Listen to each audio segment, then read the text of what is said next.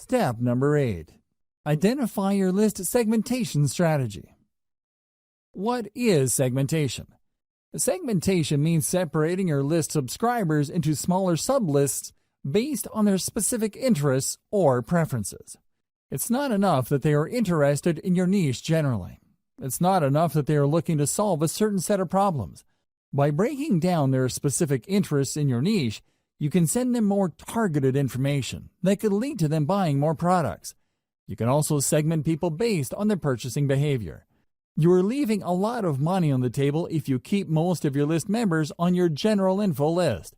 You can send update after update to this general list, and I can almost guarantee that the majority of the people are probably not going to buy stuff. Wouldn't it be a better use of your time to get this list of people to filter themselves by going on a buyer's list? Once they are on your buyer's list, you can then send better crafted or more targeted emails to get them to buy stuff. Implementing segmentation strategies. To get people to filter themselves into sublists, send email updates with links to more specialized email lists. These lists target more specific needs. Over time, as you send one update after another, these sublists will fill up with people. You then need to send specific emails targeting the particular interests of the people on those sublists. This increases the likelihood that people in the specialized list would buy something because you are pushing products and services that cater to their particular interests. The second way you can segment is to get people to sign up to sublists from the beginning. That's right, you're not starting out with a general list. Instead, when people go to your blog or your website, they see different ads for mailing lists. These ads actually talk about specific issues and are very different from each other. When somebody clicks on a particular ad, they sign up for a list that only talks about the issues raised by the ads. They also only offer incentives that address tightly defined specific issues. This is a slower way of building lists, but it's more targeted. With everything else being equal, the slow growth rate of your mailing lists can be offset by the higher sales conversions of people signing up to those specialized sub-lists.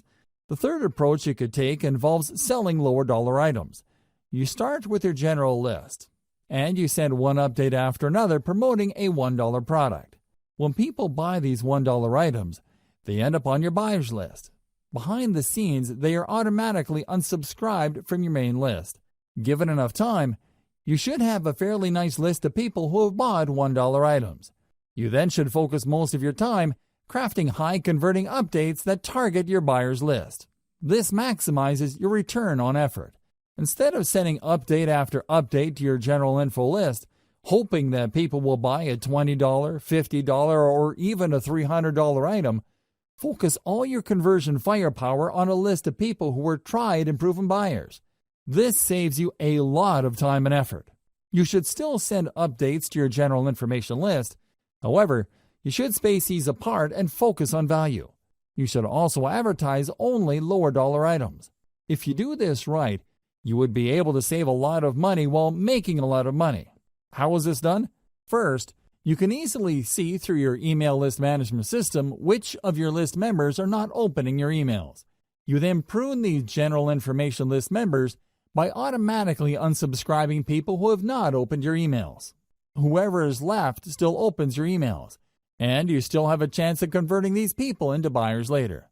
If done right, segmenting your list into a general information list, then a buyer's list not only saves you time, but it also can save you money later.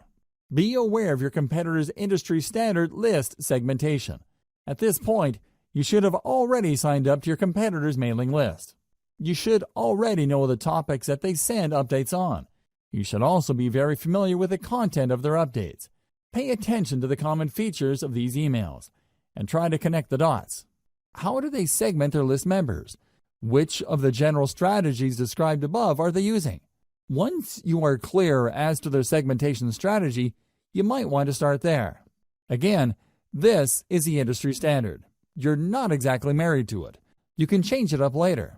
You can make improvements based on how your list behaves. Don't neglect this segmentation strategy. Let's face it, people do unsubscribe. This is a fact of life. Don't think that just because you work hard to offer the right incentives to the right people, that they would remain loyal to your list. People do sign up, and after some time they unsubscribe. However, you can reduce your unsubscribe rate by simply asking people who wish to unsubscribe to change the update frequency of their membership on your list. Depending on your list automation software, you can offer list members a choice as to how frequently you will send them updates. Don't neglect this powerful tip, because this can save your list. Instead of the vast majority of your list members unsubscribing after a certain amount of time, you can hang on to a large chunk of them and possibly convert them into buyers later. Why segment? Why should you segment your list? People find themselves in your mailing list for a wide variety of reasons. While they share a common interest in your niche, that's probably the only thing they have in common. They can all agree on the one problem your niche focuses on. Despite this, they might have different related problems they need solved. A problem like weight loss, for example, has many different parts. Maybe some people are struggling with weight loss because of their metabolic rate. Other people simply eat a lot and have impulse control problems. Others tend to have a certain lifestyle. Whatever the case may be, these people agree on the common problem of weight loss. However, they may have different sub-problems they need addressed. As a result, they might need different stages of the conversion process. Some may need more information before they commit to buying a product. Others are already clear on the solution, but they just need a recommendation they can trust. Obviously, you can't send the same message to these people and expect the same results. It's just not going to happen. For every one person who is ready to whip out their credit card and make a purchase, there are probably dozens, if not hundreds of others who are still trying to make up their mind. Maybe they are looking for more information. Maybe they already have an idea, but they need to know more about specific solutions. Maybe others trust a solution but just need you to push them off that fence.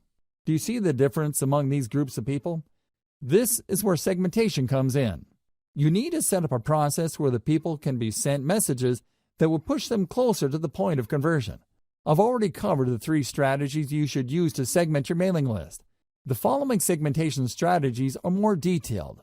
Implement them after you've done the 3 main strategies listed above. You can segment your list members' emails using the following criteria. Location. If you tend to attract list members from many parts throughout the country, and you send out offers that can be regionalized, this may be a good option for you. Send only updates related to a specific region to people who live there. This makes the information more relevant to them, builds more trust, and leads to greater conversions down the road. Activity level. People who open your emails a lot have different expectations from people who casually open your emails. For people who are very big fans of your mailing list, you might want to ask them to sign up for another list in exchange for a reward. When they sign up for this other list, you can send them more frequent updates, and you can probably get away with trying to push them harder to buy stuff. They probably wouldn't mind because they already made it a habit to open and read your emails. Less frequent openers, on the other hand, can remain on your main list. You can send them updates at regular intervals. Lack of activity. If people sign up for your autoresponder series but don't seem to open your emails, you might want to set up an automatic reminder system. Depending on the email platform you're using, set up the system to send a reminder email asking the recipient to respond or ask you a question. This lets you know whether the recipient is completely ignoring your emails. If this is the case, then you can prune these list members. Since they're no longer opening your emails and you've already reached out to them to get them to open your emails, it's probably a safe bet that you can delete them from your subscriber base without any negative effects. Just send different updates based on incentives downloaded by the list member. As I mentioned earlier, you can run different email lists on the same blog or website page. When people click these ads to sign up to a list, they're actually signing up to different email lists. Usually, these different lists offer different incentives. Increase the conversion rate of these different lists by making sure that your updates are guided by the incentive downloaded by the list members. For example, if the list member downloaded a video, chances are quite good that this person probably would want to watch other videos. On the other hand, if this person downloaded a graphics template or a graphics package, they're probably more interested in similar types of content. Make sure that your updates speak to these different incentive preferences so you can maximize your sales conversions. Separate info list members from buyers using low-dollar product offers. I've mentioned this above, but this is so powerful that I can't help but mention it again. Depending on your niche, it may be unavoidable that you end up with a general information list. You work hard to offer incentives, get people to sign up to your mailing list, and at the end of the day, you have a lot of people on this list. However, these people are generally just looking for general information on your niche. They're also all over the place when it comes to conversionability. In this case, it's a good idea to send regularly scheduled updates with low-dollar information product offers. Personally, I would push for really cheap stuff. We're talking about a $1 booklet, a $1 template package, or whatnot. Let your system send out these offers and set up your email on this management software to unsubscribe people automatically who buy these $1 items. Here's how you set it up. It's actually quite simple. When you send out your updates to your general information list, these updates will contain a link to your sales pitch. When people click that link, they see a purchase button. When they purchase, they were actually taken first to an email sign-up page. When they enter the same email address they used to get on your general information list, your email management software system will automatically unsubscribe them from the general information list and put them on the buyer's list. This way, when you send updates to your general information list, your tried and proven buyers will not see those updates. This is a good thing because you don't want them to feel that you're spamming them by sending them so many emails. You should then pay more attention to your buyers list. Maybe you should send them updates with more in-depth solutions. Or you should send them higher quality information to get them to buy higher priced products or services. Segment your list based on mobile versus desktop. This is really non-negotiable. Over 60% of internet users view the internet through a mobile device.